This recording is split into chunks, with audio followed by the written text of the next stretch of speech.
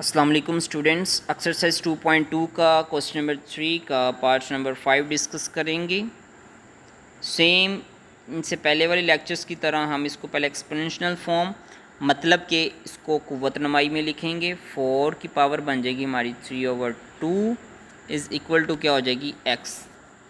4 को हम जब इसकी फैक्टर्स करें, फैक्टर्स बनाएं तो हमारे पास 2 की पावर क्या आ जाएगी 2।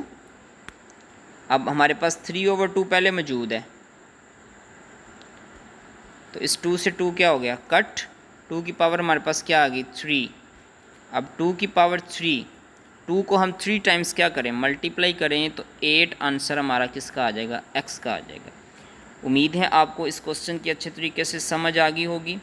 बहुत ही इजी है लेकिन है बहुत इम्पोर्टेंट।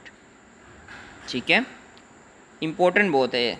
बिल्कुल उसी तरह से जिस तरह से आपको बताया यह 2 से 2 कट हो गया, 2 की पावर 3 बन गया। 2 की पावर 3 से हमारा 2 मल्टीप्लाई 2 2 2 2 2 4 एंड 4 2 8।